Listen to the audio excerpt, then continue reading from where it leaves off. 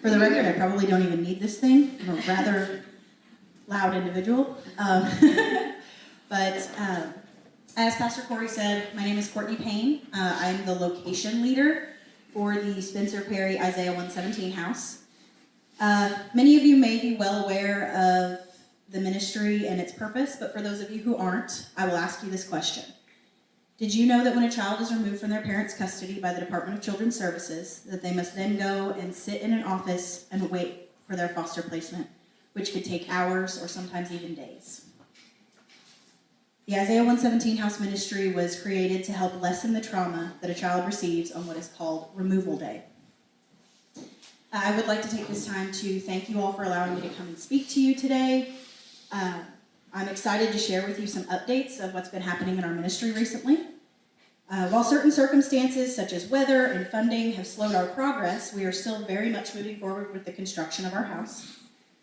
And outside of the house construction, we've been able to provide for foster families in our area, whether it's packages of diapers and wipes, car seats, bags with clothing, toiletries, and comfort items, or even being able to provide snacks and some supervision at the DCS office while the children are waiting.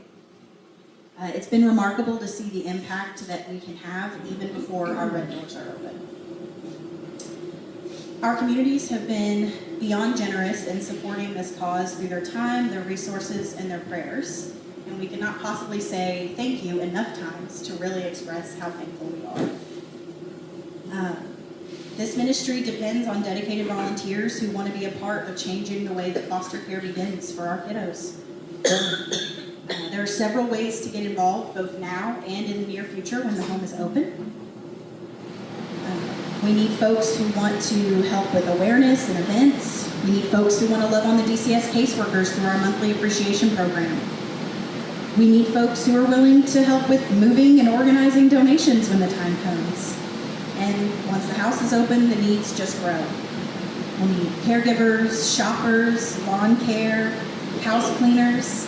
If you can think of something that needs to be done at a house, we will need volunteers to help out with it.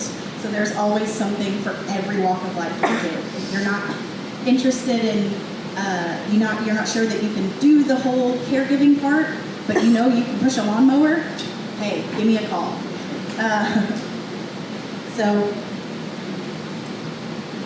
And along with that, another support that we always need is prayer support. We will never turn down a prayer warrior. As some of you may know, the Isaiah 117 house does not accept any state or federal funding. We operate much the same way that any other ministry does, through partnering with our community. We do receive the occasional grant here and there, but our primary source of support is our Sock Buddies. Sock Buddies are folks who have committed to walk this journey with us through monthly financial support. Monthly giving can be done at any amount, $1, $25, $100, or whatever a person feels led to give. Each monthly donor receives an annual gift of a pair of custom Isaiah 117 house socks.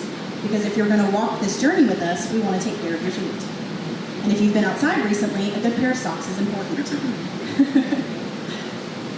Our theme for the year is Open the Red Door in 2024.